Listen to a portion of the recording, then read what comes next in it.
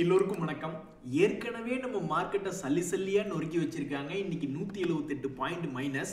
இதுல ரொம்பவுமே பவர்ஃபுல்னா சாதாரண பவர்ஃபுல் இல்ல, பவர்ஃபுல் ஸ்கொயர் அப்படின்னு சொல்ற மாதிரி ரொம்பவுமே பவர்ஃபுல்லான நியூஸ் இந்த வாரம் முழுவதும் இருக்கு. முதல் நியூஸ் என்னன்னா, நாளைக்கு சென்செக்ஸ் எக்ஸ்பைரி, அடுத்த நாள் வியாழக்கிழமை அன்னைக்கு நம்ம நிஃப்டியினுடைய வீக்லி எக்ஸ்பைரி.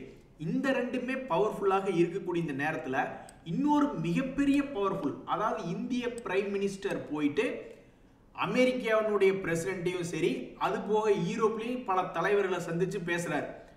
இதுல இந்தியன் பிஎம்மும் ரொம்ப பவர்ஃபுல், அமெரிக்க பிரசிடென்ட்டும் ரொம்ப பவர்ஃபுல். ரெண்டு பவர்ஃபுல் பர்சன்ஸ் மீட் பண்ணி பேசும்பொழுது ஷேர் மார்க்கெட் பவர்ஃபுல்லா மேலே ஏறிட்டா பரவாயில்ல, பட் பவர்ஃபுல்லா கரடியை கட்டி பிடிச்சிட்டு குப்புனு கீழே விழுந்துடுச்சுனாக்க அப்புறம் குப்பா குட்டி அப்படின்ற மாதிரி ஆயிடும். கரெக்டாக இந்த வாரம் வியாழக்கிழமை வேற ஒரு முக்கியமான நாள் வருது, பிப்ரவரி 14. அன்னைக்கு இந்த ஷேர் மார்க்கெட் கரடியை கட்டி பிடிக்க போகுதா இல்லை காளைகளை கட்டி பிடிக்க போகுதா அப்படின்றத பொறுத்து இருந்து பார்க்கணும். தற்போதைக்கு நிஃப்டி 50 இண்டெக்ஸ் 200 டேஸ் மூவிங் ஆவரேஜுக்கு கீழே தான் இருக்கு. இப்படி கீழே இருந்ததுனால கிட்டத்தட்ட நம்மளை ஒரு மாசம் ஷேர் மார்க்கெட் புலம்பு விட்டுட்டு அதுக்கப்புறம் ஒரு சிறிய இன்பம் அப்படின்ற மாதிரி கடந்த 10 நாட்களா இருந்தது. ஆனா இப்ப கரெக்டா என்னாச்சு அப்படின்னு பாத்தீங்கன்னா, பல முக்கிய செய்திகள் வரும் பொழுது கரெக்டா சென்டர் பாயிண்ட்ல இருக்கு. மறுபடியும் நம்மள ஒரு மாசத்துக்கு புலம்பு விட போறானா அல்லது ஒரு பேரின்பம் அப்படின்றது கிடைக்க போகுதா அப்படின்றது இந்த பவர்ஃபுல் ஆட்கள் என்ன பேச போறாங்க அப்படின்றத பொறுத்து இருந்துதான் அடுத்தடுத்த வாரங்கள்ல அடுத்தடுத்த மாதங்கள்ல ஒரு டைரக்ஷன் கிடைக்கும் ஷேர் மார்க்கெட்டுக்கு. எது எப்படியோ நண்பர்களே, கண்டிப்பா இந்த மெட்டல் ஷேர்ஸை வச்சிருக்கக்கூடிய ஷேர் ஹோல்டர்ஸ் ட்ரம்ப் அவர்களை கழுவி ஊத்துவாங்க. நீ எல்லாம் மனுஷனாயா, எங்களை எல்லாம் பார்த்தா உனக்கு பாவமா இல்லையா, உன் வாயில வசப்ப வச்சு தேய்க்க அப்படின்ற மாதிரி தான் நினைச்சிட்டு இருப்பாங்க. என்ன காரணம்னா, சமீபத்துல தான் சில நாட்களாக ஸ்டீல் இண்டஸ்ட்ரீஸ் ரொம்பவுமே கீழே விழுந்து கிடக்கிறான். கடந்த ஒரு வருடத்துல பார்க்கும்பொழுது நிறைய மெட்டல் கம்பெனிகள் 52 வீக் லோல இருக்கு. அந்த சமயத்துல பாத்தீங்கன்னா சில நாட்களாக மேல் நோக்கி கீது வருவானா அப்படின்ற மாதிரி அந்த ஷேர் ஹோல்டர்ஸ் நினைச்சுக்கிட்டு இருந்தாங்க. அந்த சமயத்துலதான் உன் வாயில லட்சுமி வெடியை கொளுத்தி போட அப்படின்ற மாதிரி ட்ரம்ப் அவர்கள் திடீர்னு இந்த ஸ்டீல் அலுமினியம் போன்ற பொருட்கள்ல டாரிஃப் கட்டணம் ஏற்படுத்துறதை பத்தி பேசியிருந்தார். அதனால என்னாச்சுன்னு பாத்தீங்கன்னா, டாடா ஸ்டீல் ஆகட்டும், அதே மாதிரி செயில் ஆகட்டும், அதே மாதிரி சமீபத்தில் ரிசல்ட்டுகள் வந்துட்டு இருந்த சில ஷேர்கள், ஒரு உதாரணத்துக்கு இந்த நேஷனல் அலுமினியம் அப்படின்ற ஷேர் எடுத்து பார்த்தாலும் சரி, பாவம் ரொம்பவுமே அடி வாங்கி கிடக்குறாங்க. ஒருவேளை சனி பகவான் எடுக்கிறது நிறைய எடுப்பாரு, கொடுக்கறது அதே மாதிரி அளவு கடந்து கொடுப்பார் அப்படின்ற மாதிரி இந்த ட்ரம்ப் அடுத்து வரக்கூடிய 4 வருஷத்துல சனி உச்சம் பெற்று என்னவெல்லாம் பண்ண போறாரு அப்படின்றது தெரியல.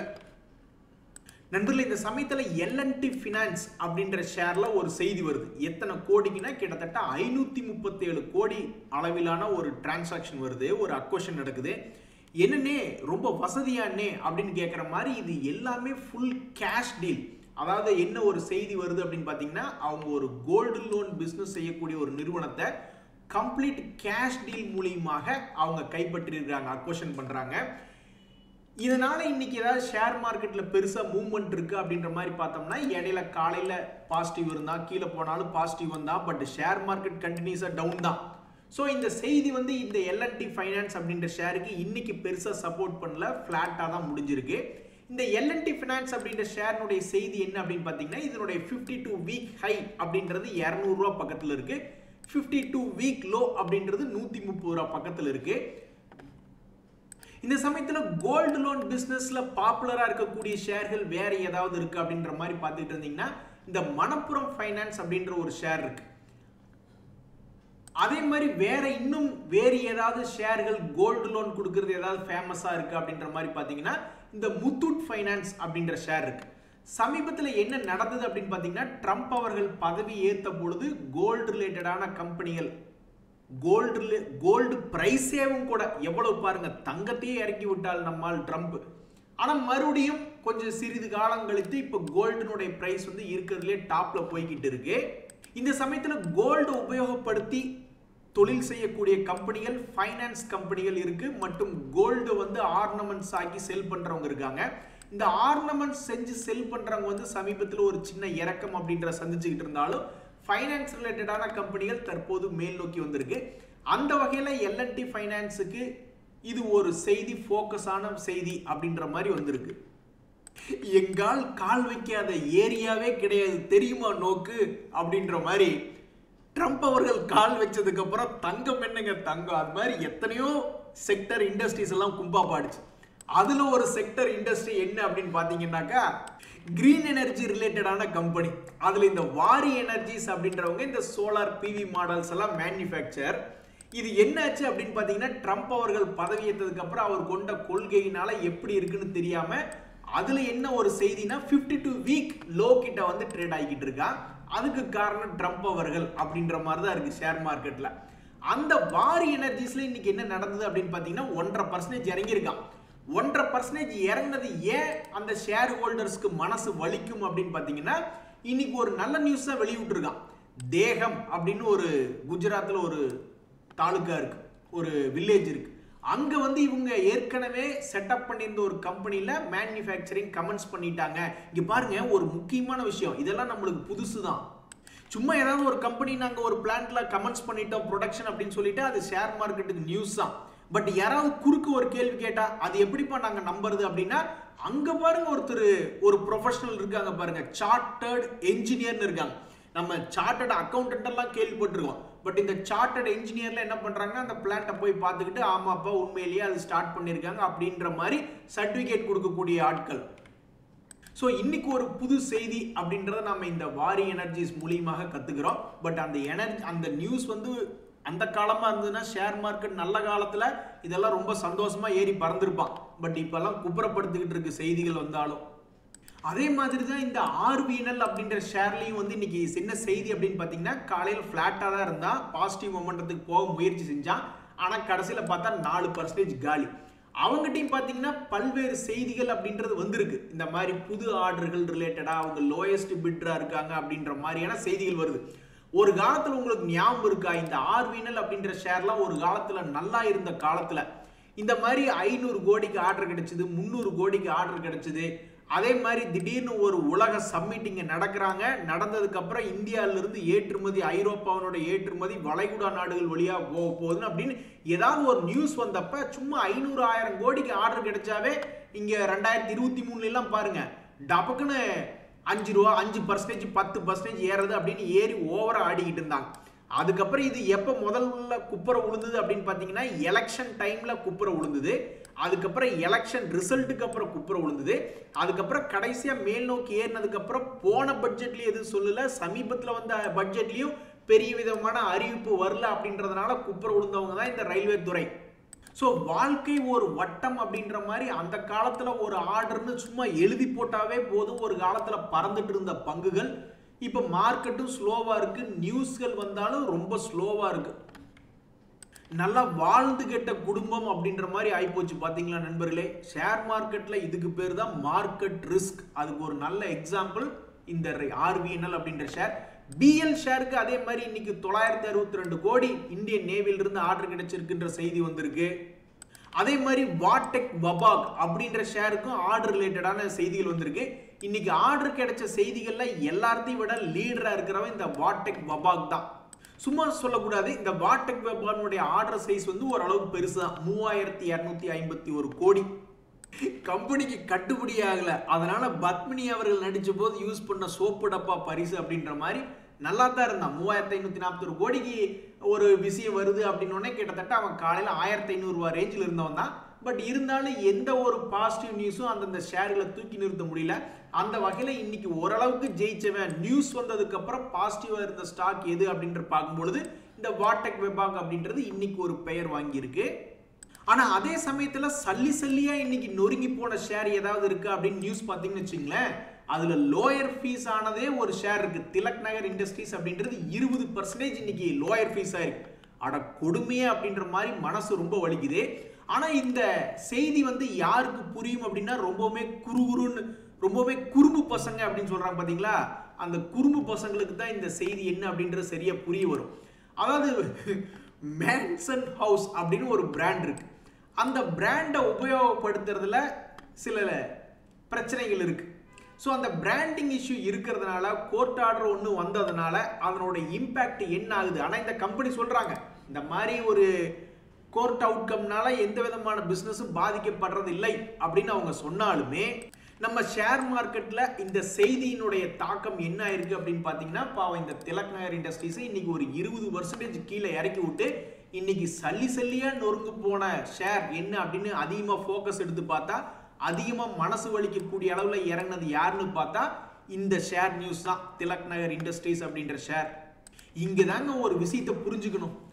எந்த ஒரு ஷேரா இருந்தாலும் ஏறிட்டே போயிட்டு இருப்போம் அப்படின்னு என்னைக்குமே நம்பிக்கை வச்சுக்கூடாது. அப்பப்போ பார்த்து கொஞ்சோண்டு ப்ராஃபிட் புக்கிங் பண்ணிக்கிறதுல தப்பில்லை அப்படின்ற மாதிரி இந்த ஷேர்ல ஒரு காலத்தில் 180 ரூபாயில இருந்து 453 ரூபா வரைக்கும் போயிருக்கான். அதுக்கப்புறம் பார்த்தா இப்போ துப்பு கட்டின்னு 293 ரூபா தான் இருக்கான்.